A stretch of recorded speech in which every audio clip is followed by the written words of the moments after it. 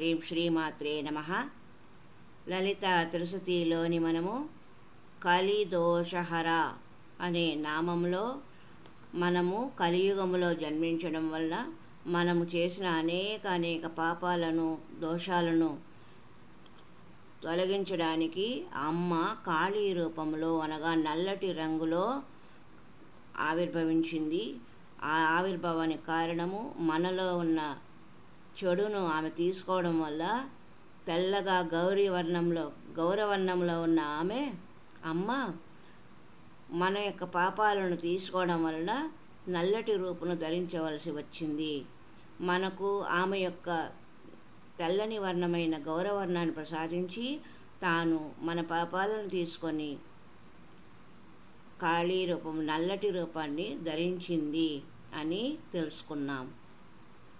మనము మన యొక్క భవరోగాల నుండి తరింపచేయడానికి భవాని అనే నామస్మరణ చేయడము ఎంతో ఉత్తమమని కూడా తెలుసుకున్నాము.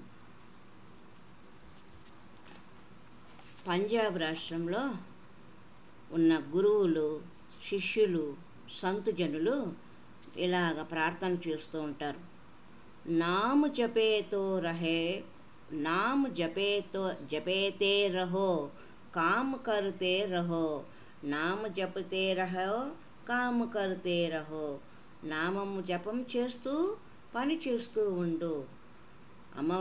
నామము పలుకు, అమ్మవారి పేరు స్మరణ, నామస్మరణ చేస్తూ నీ యొక్క పనిని చేయండి అని పంజాబ్లోని భక్తుల యొక్క గురువుల యొక్క అభిప్రాయం.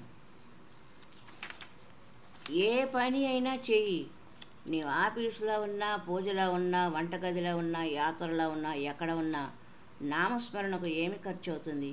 మనం ఎంతో సమయం వృధా చేస్తూ ఉంటాం. సదా అదే స్మరణలో శ్వాసలో నామస్మరణ చేస్తూ ఉండు.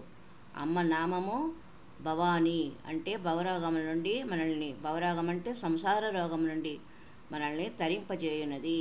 భవానీ భవానీ అమ్మ అమ్మ అని చెప్తూనే ఉండు.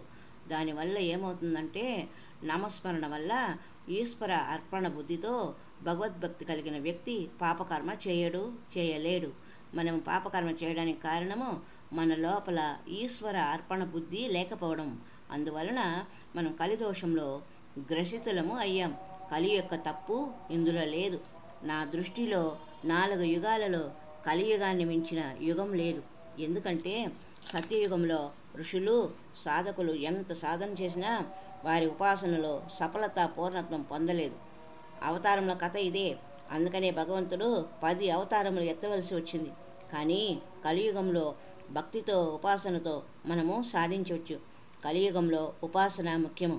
శ్రవణ, మనన, నిధి, ధ్యాస, ధ్యాన, ధారణ, సమాధి, యోగా మొదలైనవి ఇవన్నీ కూడా నామస్మరణ ముందు తక్కువే.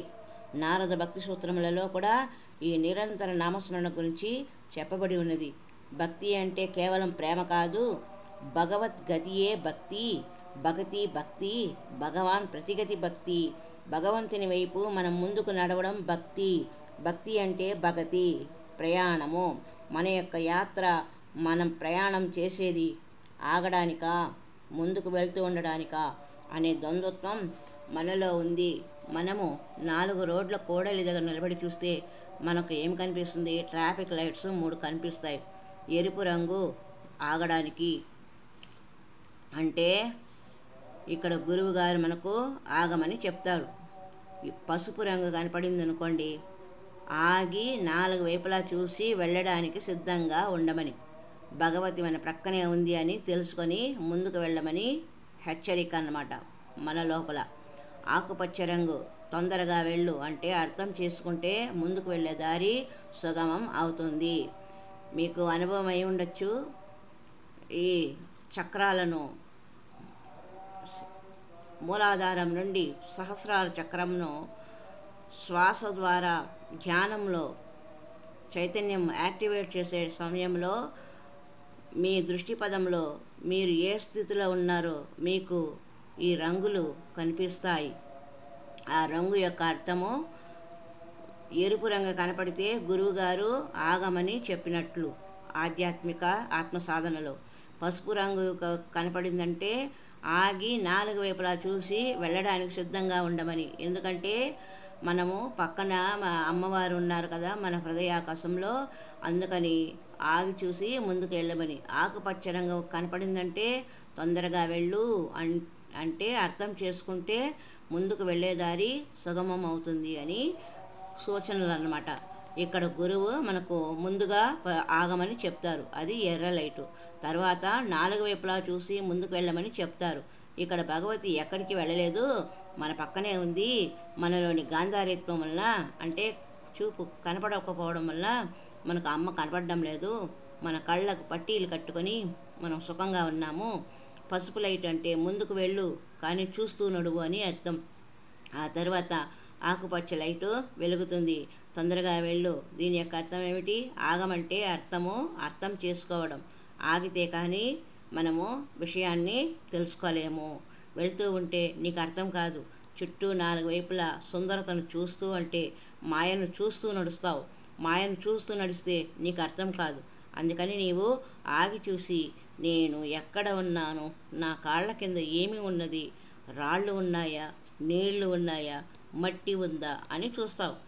నీవు ఎక్కడ ఉన్నాను, నేను ఎక్కడ ఉన్నాను, నేను ఎక్కడ ఏ అవస్థలో ఉన్నాను అని సాధకుడు తెలుసుకోవాలి. అక్కడ ఆగి తెలుసుకుంటే ముందుకు వెళ్ళే దారి సుగమము అవుతుంది. రెండవ లైటు ముందుకు వెళ్ళు అని. అడవిలోని దారి పచ్చగా ఉంటుంది అంటే వానప్రస్థము.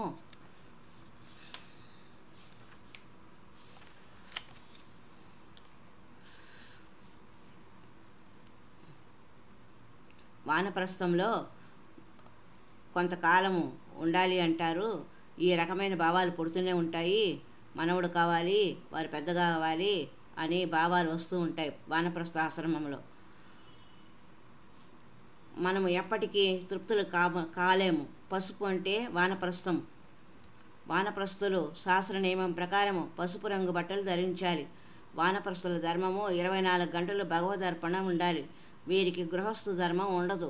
శరీరం యొక్క రక్షణ గృహస్థుకు ఉంటుంది, కానీ వానప్రస్థులకు ఉండదు. వానప్రస్థత యొక్క పక్వత మనలో కలిగింది. పీతావస్థ అంటే పక్వ అవస్థ అని కూడా అంటాం. పసుపు రంగు పక్వత యొక్క రంగు. పక్వత ఫలవంతమైన స్థితి. దేనికి పక్వత? Matured for what? మనం తెలుసుకోవడానికి పక్వత కావాలి. ముందుకు నడవడానికి పక్వత కావాలి. సంసారం యొక్క మాయ మనలో ఎప్పుడు తొలగిపోతుంది?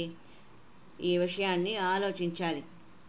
దీనికి ఒక ఉదాహరణ ద్వారా మరి ఒక సంచికలో తెలుసుకుందాము.